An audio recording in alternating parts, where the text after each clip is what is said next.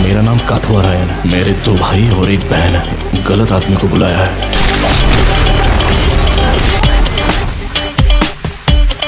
Smarter देना है तो कहाँ जाएगा, दबोच लेंगे। ऐसे आदमी को छेड़ना नहीं चाहिए, और छेड़ो तो मार दो।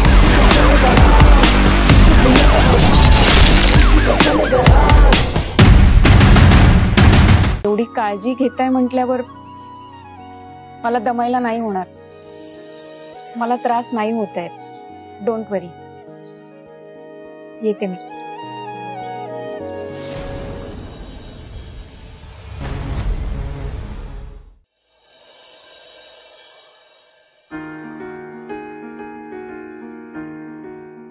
तुम्ही कशाला आणलं? मी घेतलं असतं की। स्वानंदी, एक तर आज दिवसभर घरात काम केलंय तुम्ही, दमला असाल, घ्या हे। आणि मी आणून दिलं म्हणून काय झालं? मणी सर, हो, हात कसा काय भाजला तुमचा? नाही, काही नाही, ते उदबत्ती पेटवताना काडीचा झटका लागला।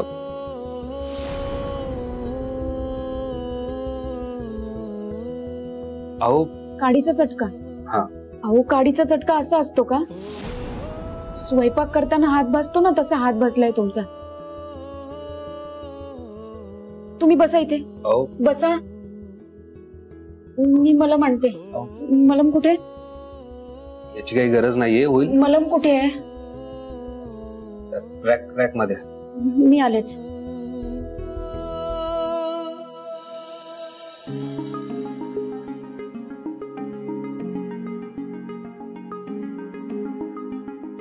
आता खरं खरं सांगा, काय लागलंय हाताला? खरंच काही नाही स्वानंदी, उदबत्ती पेटवताना काडीचा चटका लागला। ठीक आहे, असं असेल तर मी बेडवर झोपण्याऐवजी आज खाली झोपते, चालेल ना तुम्हाला? नाही, असं कसं चालेल? म्हणजे मग काय लागलंय हाताला? त्या संचिताने तुम्ही जो प्रसाद बनवला होता, त्यात साखरेऐवजी मीठ टाकलं होतं, आणि ते करतात। हो, पण तिने देवाच्या प्रसादात मीठ का घातलं? तुमच्यावरचा राग म्हणून। प्रसादात मीठ टाकलं म्हणून तुम्हाला कोणीतरी काहीतरी बोलावं, तुमची नाचक्की व्हावी, हाच हेतू होता तिचा। आणि त्यातनं तुम्ही मला वाचवलं, पण माझ्यामुळे तुमच्या हाताला चटका लागला, याला मीच जबाबदार आहे। सॉरी मनी सर। सॉरी काय म्हणताय? नवरा म्हणून माझं कर्तव्य आहे ते। बरोबर, सॉरी नाही, पण थँक्यू तर म्हणूच शकते ना। सगळ्यांसमोर माझी नाचक्की होण्यापासून वाचवलं, थँक्यू।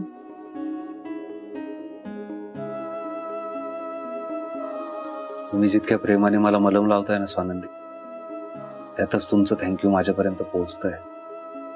त्यासाठी वेगळं थँक्यू म्हणायची गरज नाही स्वानंदी।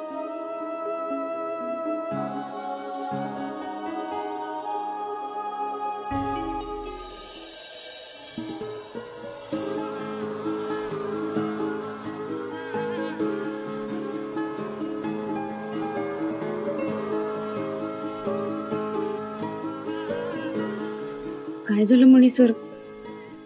जास्त दुखतंय का तुम्हाला? नाही नाही, दुखत नाहीये।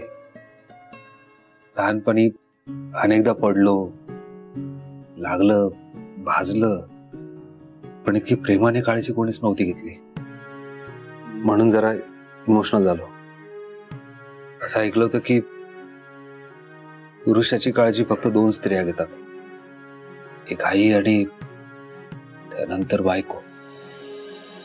आईचं सुख कधी अनुभवताच नाही आलं, आयुष्यभर पारखा राहिलो त्या गोष्टीला, त्या प्रेमाला। पण आज तुमच्यामुळे मला ते प्रेम अनुभवता येतंय, खरा प्रेमाचा अनुभव मिळतोय। त्यामुळे तुम्हालाही थँक्यू स्वानंदी।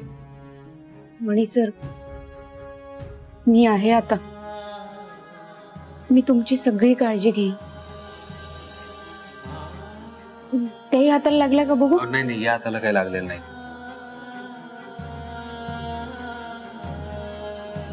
काय झालं सोनंदी? कसल्या विचारात अडकला? हो, हा मार्क म्हणजे तुमच्या हातावरचा मार्क आणि वॉर्डन मॅडमच्या हातावरचा मार्क एकाच जागी आहे. कसल्या योगायोगाने लाखात एखादंच उदाहरण असेल असं. आपण असताना लाखात एक का होईना. आणि मी तुम्हाला बोललो ना, ते बर्थ मार्क येतो. एक मिनिट, आत्ता हे बोलत बसायची वेळ नाहीये. थँक्यू, तुम्ही मला मलम लावून दिला. पण आता तुम्ही दिवसभर थकलात, तुम्ही झोपा, आराम करा. झोपा, बघू लगेच. ती द्या माझ्याकडे.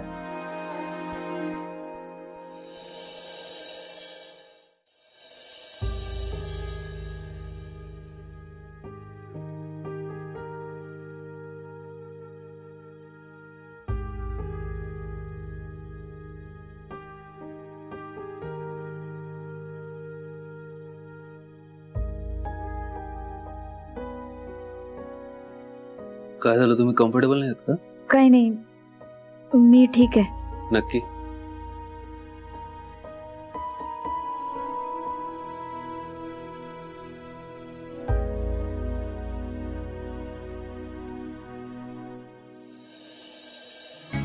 स्वानंदीसाठी नवीन उशी घ्यायला पाहिजे. माझ्याकडे 20 वर्ष जुनी असलेली उशी आहे, त्यामुळे स्वानंदीला त्रास होणारच ना.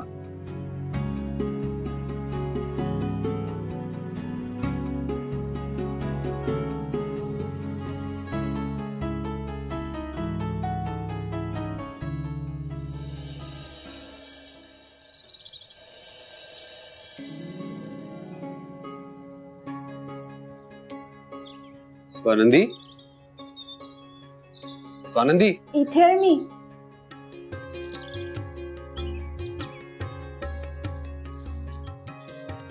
तुम्ही मणी सर, अहो तुमची ही बाजू माहितीच नव्हती मला. किती सुंदर चित्र काढता तुम्ही. सांगितलं नाही तुम्ही मला कधी. आणि तुमची मैत्रीण म्हणत होतात. नाही, सांगणारच होतो तुम्हाला. बऱ्याच दिवसांपासून डोक्यात होतं की मी हे सांगावं. तुम्ही म्हणालात ते बरोबर आहे. म्हणजे माझी ही बाजू फार कुणाला माहित नाहीये. मी माझ्यासाठी काढतो हे चित्र. तुम्ही इतर चित्र नाही, मी तुमच्या कुठल्याही चित्राला हात लावला नाही. मी तुमच्या परमिशन साठीच थांबले होते. पण आता मला बघायचे. नाही, म्हणजे मी दाखवेन ना तुम्हाला. दाखवेन मी. आता नको प्लीज. मी जेव्हा चित्र दाखवेल तुम्हाला आवडतील. मी खात्री देतो, नक्की आवडतील. पण आत्ता नको प्लीज. ठीक आहे. मी उशी आणली तुमच्यासाठी. उशी? अहो पण कशाला मणी सर? खास तुमच्यासाठी आणली आहे. मी बघितलं रात्रभर तुम्ही अस्वस्थ झोपला होता. म्हणजे या कुशीवरून त्या कुशीवर तुम्हाला नीट धड झोपही लागली नाही. म्हणून सकाळी उठून पहिले ही उशी घेऊन आलो. दुकानदाराला सांगितलं ज्यांच्यासाठी ही उशी हवी आहे, 5 महिन्याच्या प्रेग्नंट आहेत, तशी एखादी कम्फर्टेबल उशी द्या. तेव्हा त्यांनी ही दिली. म्हणाले बेस्ट क्वालिटीची उशी आहे, हीच घेऊन जा. मग आणली. म्हणजे इतक्या सकाळी तुम्ही उशी आणायला गेले होते? हो.